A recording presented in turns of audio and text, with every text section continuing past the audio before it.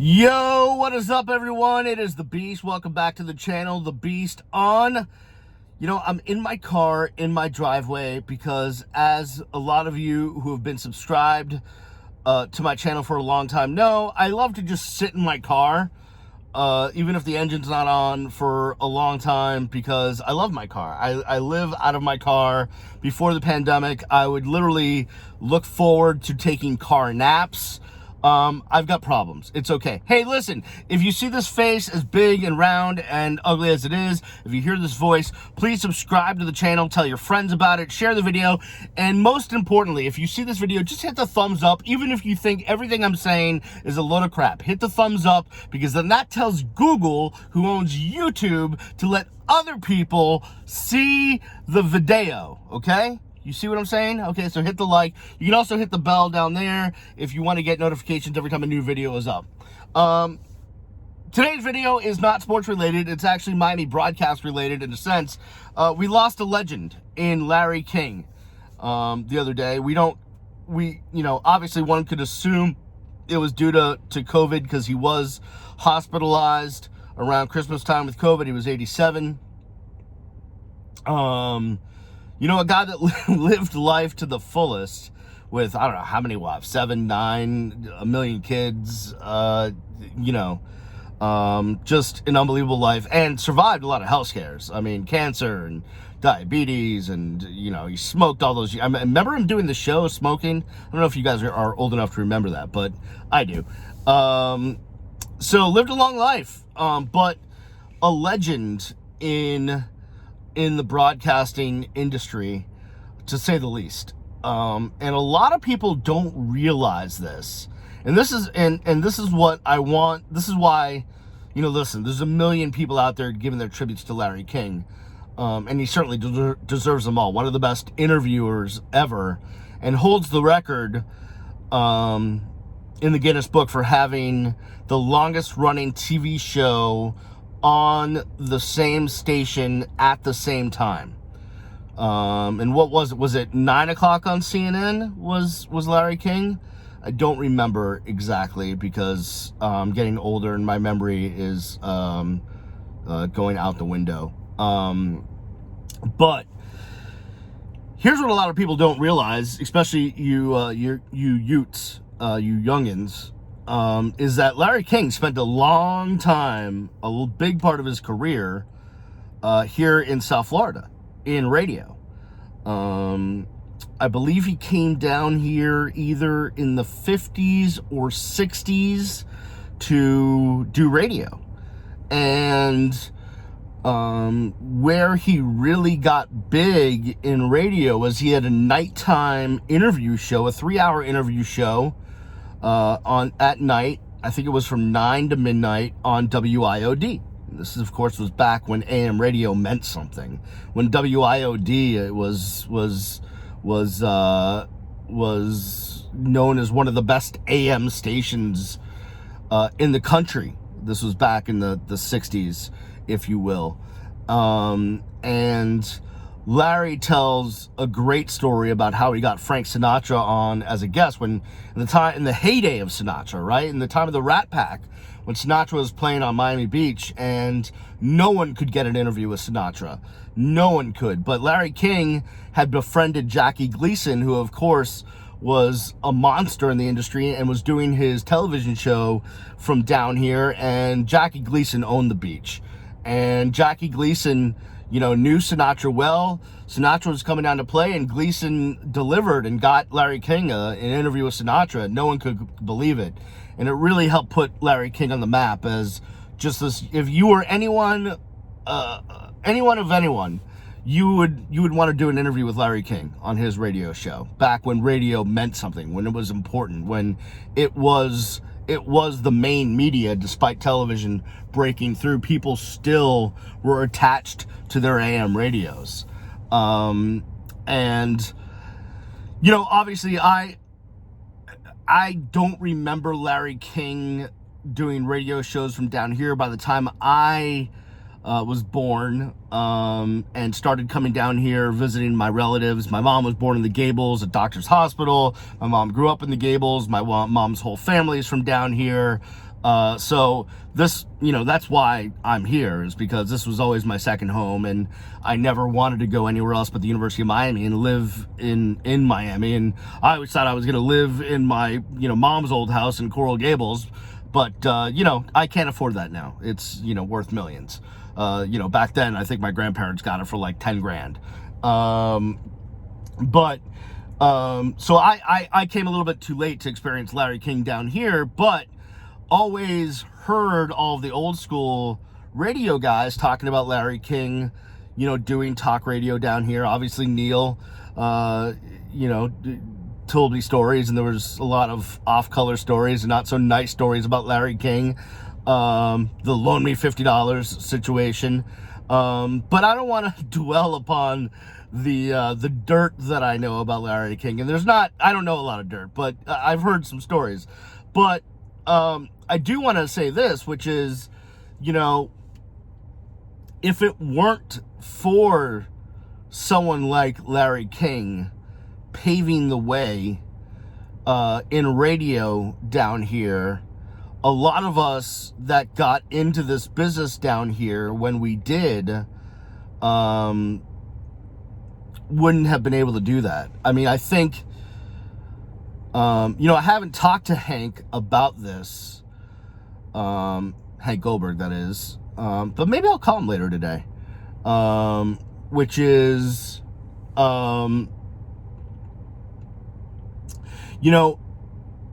Larry King really, like I said, he was the creme de la creme of the interview style radio show, really made that a thing.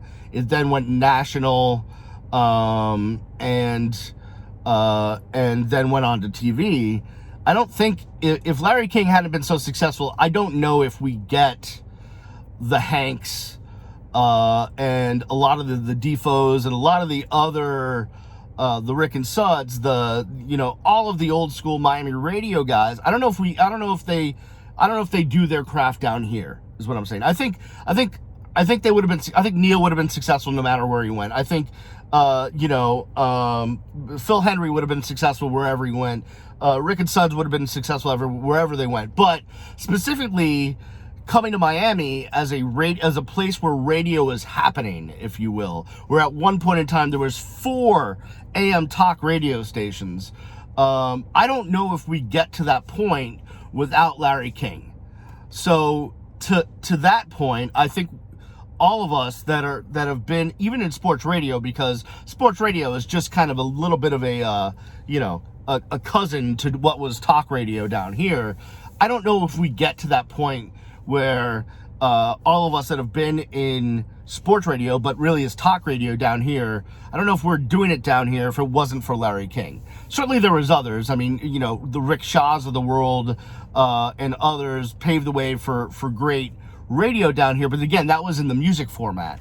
So as far as the talk format, I may be off, and maybe guys that have been around for a lot longer than me, the Dave Lamonts of the world and what have you, that or if Hank, if I get to talk to him, and you know what, I might do an interview with Hank about Larry King, I would say, I don't know if all of that exists without Larry King. So I think we owe a debt of gratitude to him. Oh, shut up, Siri. What you said. I didn't say anything, Siri. Be quiet. And so I just want to give my thanks to Larry King, because I believe he paved the way for what I was able to do in talk radio down here in South Florida. Now it's basically a dead industry on the terrestrial side. But for a lot of years, it was very successful, and I think a lot of that does go to the impact that Larry made, especially as it relates to doing interview shows or shows that weren't just straight news or music. So thank you, Larry King, for giving that opportunity to a lot of us. Now, a couple of anecdotes with Larry King.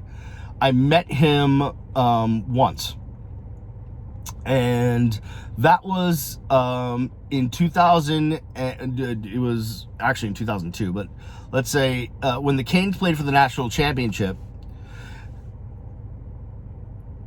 when the Canes played for the national championship at the Rose Bowl, 2001 season, perfect season, Joe Zagacki, who I worked with, obviously, had known Larry King from the WIOD days. You know, Joe started working at IOD when he was like an infant, basically. Knew Larry King and had arranged for us to do a halftime interview with Larry King, who was attending the game, was sitting in the press box, was surrounded by, you know, I don't know what wife at the time, whatever. And so it was my job to go, at the time I was the executive producer of the broadcast, and involved in the pregame show and all that stuff. I was in the booth with Mark Vandermeer and Joe Zagacki. Don Bailey was on the sideline in 2001. I took over in 2002 on the sideline when Mark left to go to the Texans. Joe took over as play-by-play. Don went to color. I went to sidelines. But at the time, I was the executive producer of the broadcast, doing, you know, helping on the pregame show and what have you. And so I went to go get Mr. King and brought him into our booth. And I know there had been a lot of stories about, you know, Larry, and, you know, at this point in time, he'd been in Hollywood for a number of years and, you know, was a little bit LA'd out and, you know, had been hanging with celebrities and interviewing celebrities. And I'm, you know, some, at that time, 25-year-old punk, short, fat, bald dude who's Mr. King, you know, blah, blah, blah. And he couldn't have been nicer to me. And we were walking down the hall and all he wanted to talk about was, you know, the U and, you know, how great the program was. And he was telling me stories about, obviously about listening to Canes baseball. He loved Canes baseball, loved all Canes sports, but he loved Canes baseball. I know there's a picture out there floating around of him wearing a Canes baseball jacket that I'm sure Frazier gave him. But listening to Sonny Hirsch, listening to Neil Rogers do Canes baseball. Neil Rogers did, actually broadcasted the 82 championship season of Canes baseball. On the radio, on I think it was IOD at the time, and we had a great conversation about the Canes, about the history, about what he had saw, you know, in the program when he was down here in the 60s and 70s, and loved Coach Frazier and loved what the program was doing, and he couldn't have been nicer to me.